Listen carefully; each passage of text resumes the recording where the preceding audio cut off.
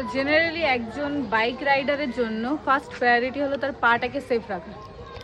তো এতদিন কষ্ট পেয়েছে, শুধু লাদাখ যাওয়াটা বিষয় না, ভীষণ ইম্পর্টেন্ট ছিল একটা ভালো জুতো নেওয়াটা। তো যদিও ছেলে লাদাখ যাওয়ার প্ল্যান করেছিল, চলো আনবক্সিং করে দেখাই জুতোটা।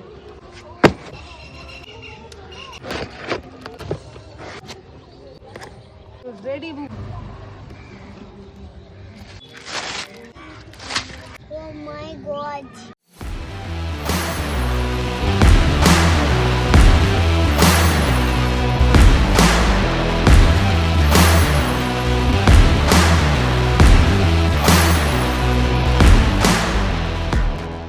এর মডেলটার নাম হলো রয়্যাল এনফিল্ড ওয়ান্ডারার। জুতোটা পুরোটাই ম্যাট ফিনিশ, ব্ল্যাক কালার, পুরো রয়্যাল ব্ল্যাক। সামনে রয়্যাল এনফিল্ডের একটা লোগো দেওয়া আছে, এই যে পেছনে একটা অ্যাঙ্কেল এরকম দড়ি আছে, আর এই যে নিচটা অ্যান্টি স্লিপ, এখানেও একটা লোগো দেওয়া আছে। পুরোটাই লেদার ফিনিশ।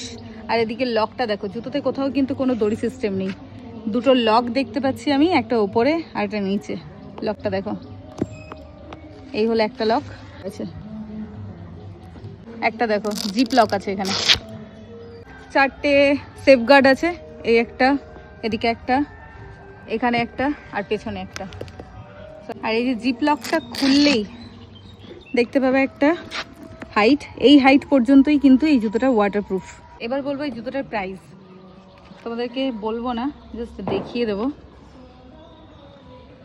এটা কিন্তু অফলাইন অনলাইন দুটোতেই একই, আমরা অনলাইন থেকে পারচেস করেছি এটা অ্যামাজন থেকে। তো চেক ইট আউট।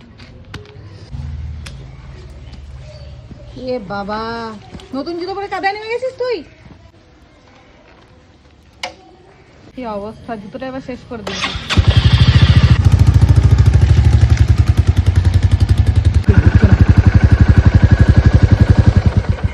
শিফটিং এ অসুবিধা হচ্ছে, আমি পা ঢোকাতে পারছি না। টাটা বাবু। মানে পায়ের তলা দিয়ে করতে হবে, যেটা আমরা পায়ের উপর দিয়ে করার চেষ্টা করি, সুবিধা হয়। পায়ের তলা দিয়েই করতে হবে। আমিও টো দিয়ে প্র্যাকটিস আমার এখানে, কিন্তু এটা অসুবিধা হচ্ছে।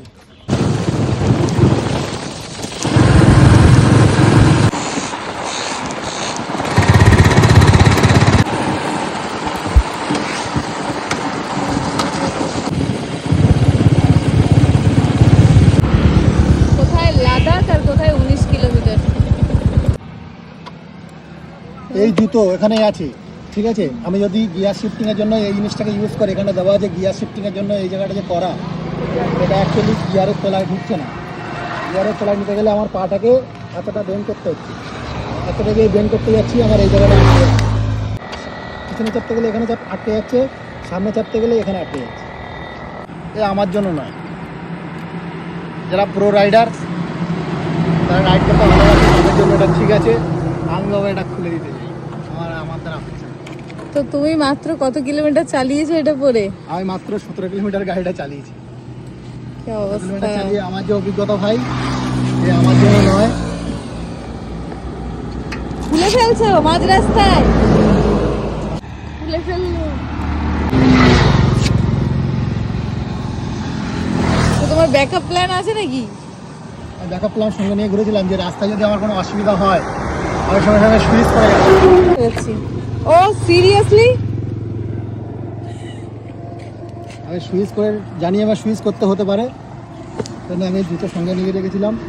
এর থেকে তুমি বলছো অজন্তা সিম্পল জুতো বুট বেটার। না, অবশ্যই ওয়াটারপ্রুফ জুতো দরকার, একটু সেফটি জুতো দরকার, কিন্তু হাই লেন্থের জন্য আমার অসুবিধা হচ্ছে। এক কথায় এটা কমফোর্টেবল না, একদমই কমফোর্টেবল না। এবার একটা ইউটিউবে শুনেছিলাম এটাকে 400 কিলোমিটার 500 কিলোমিটার চালানোর পরে হ্যাভ টু হবে, কিন্তু আমার মনে হচ্ছে আমি এটা পরে আমি ট্রেকিং করতে পারবো না, এটা পরে আমি রাইডিং ছাড়া আদারওয়াইজ আর কিছু করা যাবে না। করতে পারবো না। তো আমার ট্রেকিংও দরকার, আমি যদি কোথাও যাই ঘুরতে তো ট্রেকিংও আমার করতে হবে। ট্রেকিংয়ের জন্য আমাকে আবার একটা আলাদা ওয়াটারপ্রুফ জুতো লাগে, আলাদা ওয়াটারপ্রুফ জুতো লাগে। সো আমাদের অল ইন ওয়ান চাই, অল ইন ওয়ান চাই। প্রায় 3 থেকে 3.5 কিলো ওয়েট প্রায়। তো আমি আমার জন্য নয়, মানে এসে মনে হচ্ছে লোহার জুতো আর যুদ্ধ করতে যাবে তুমি। আমি রিটার্ন করতে চাই, রিটার্ন করে দেবো, আমার জন্য না।